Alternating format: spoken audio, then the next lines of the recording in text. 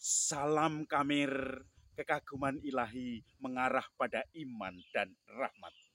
Saudara-saudari yang terkasih, pagi ini saya bersyukur di komplek gereja Siarah Poh Sarang ini, Gua Maria Lourdes Indonesia Poh Sarang, di mana hari ini merupakan ulang tahun tahbisan saya yang ke-24. Konon tahun 2000, Pastor Milenium, saya ditahbiskan menjadi imam dan sekarang ini sudah saya syukuri, saya jalani dengan jatuh bangun tentu saja, dengan akhirnya Tuhan memberkati saya sampai tahun yang ke-24, 2024 menjadi tahun yang penuh syukur khususnya hari ini. Hari ini juga saya sedang mengikuti permenungan retret yang kemudian merupakan hari terakhir karena hari ini akan ditutup dengan penuh syukur. Maka saudara-saudari yang terkasih, tema syukur menghiasi kali ini. Di sekitar saya juga ada bunga bougainville, ada beringin, ada pohon macam-macam, dan ini menjadikan suasana hati saya yang berbunga-bunga karena penuh syukur. Saudara-saudari yang terkasih, saya teringat bahwa di paroki saya sekarang baru rame dan sibuk panitia yang mengurusi misa Bapak Paus Fransiskus yang akan berkunjung ke Indonesia tanggal 5 atau tanggal 4 itu, kemudian tanggal 5-nya misa di GBK, Gelora Bung Karno. Konon kabarnya 70.000 orang akan berkumpul dan mereka akan mengikuti Ekaristi Akbar yang dipimpin oleh Paus Fransiskus. Bayangkan berapa makanan yang akan disediakan. Kalau tidak bisa menyediakan, ya makanan yang akan dikonsumsi pada besok misa Paus 70.000 orang datang itu. Berapa akan dibakar BBM, berapa akan datang lagi minuman, snack, dan seterusnya untuk semua kebutuhan-kebutuhan itu. Panitia di paroki saya sudah pusing, apalagi panitia di pusat di Gelora Bung Karno di Jakarta yang akan mengelola kunjungan Bapak Paus dari tanggal 4 sampai tanggal 5 atau 6 nanti. Dan itu kunjungan pendek bagi pemimpin negara yang sudah sepuh seperti Bapak Paus Fransiskus. Saudara-saudari yang terkasih, sesuai dengan Injil hari ini juga, Yesus melihat banyak orang berbondong-bondong, ribuan juga untuk mengikuti dia, mendengarkan pengajarannya. Maka Yesus duduk dan mengajar mereka, melihat jumlah mereka ribuan. Lalu Yesus berpikir apalagi mereka sudah seharian lebih tidak makan, tidak minum karena terpesona akan firman pengajaran Tuhan yang penuh kuasa. Maka Yesus bertanya kepada Filipus, "Filipus, kamu harus memberi mereka makan." Lalu kemudian Filipus bingung. Bagaimana mungkin kami harus memberi mereka makan? Jumlahnya ribuan, itu aja baru laki-laki, belum anak-anak dan juga wanita-wanita. Lalu Filipus juga mengatakan, uang sebanyak 300 dinar tidak cukup untuk mereka meskipun mendapat secuil sedikit saja. Lalu Andreas kemudian datang, saudara Simon. Ini ada anak-anak membawa 5 roti jelai dan 2 ikan.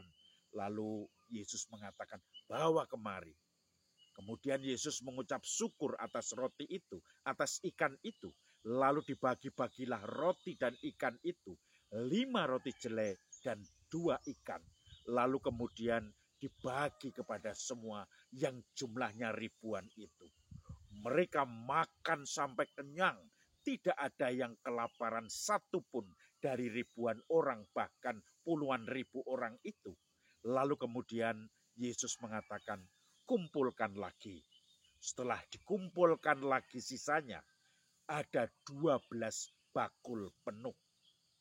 Saudara-saudari, dari 5 roti jelai dan 2 ikan, maka kemudian muncul 12 bakul penuh sisa-sisanya.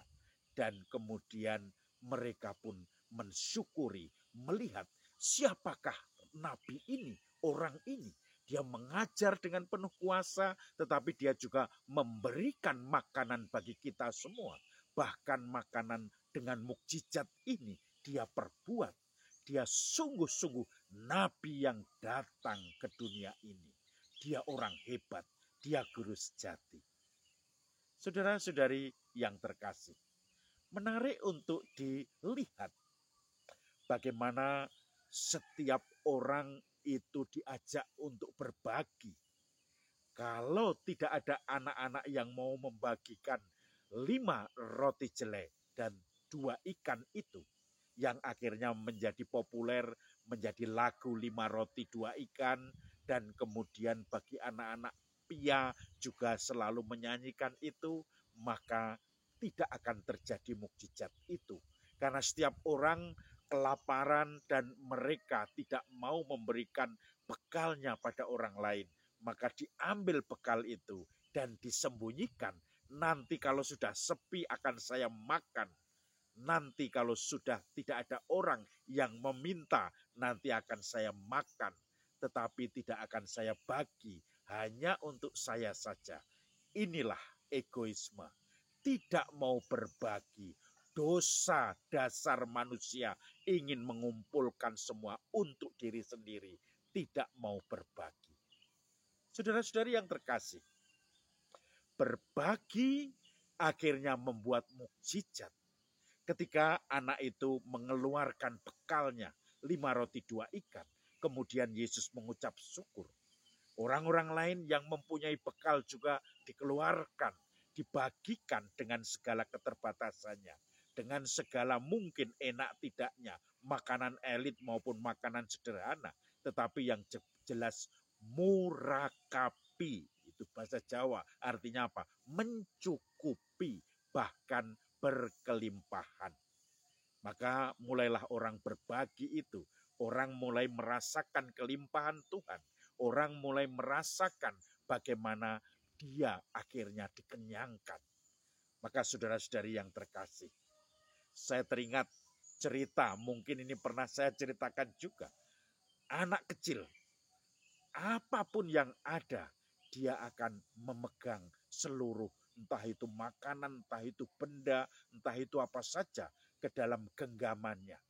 Dan kemudian dia akan membawa ke mulutnya sambil main-main.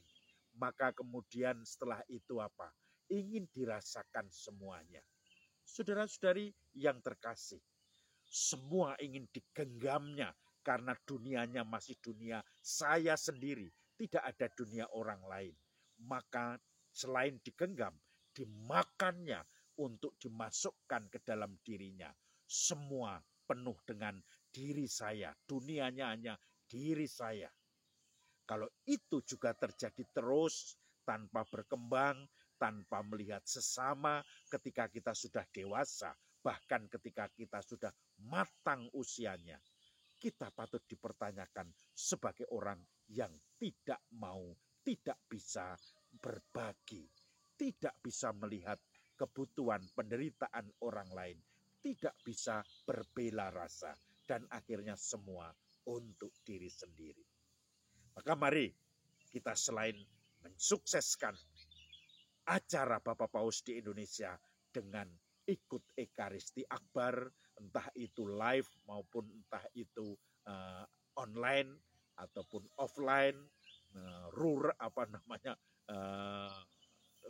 pokoknya itu hadir atau lewat YouTube, kita akan merasakan juga berbagi bagaimana mukjizat bisa terjadi ketika kita berani berbagi.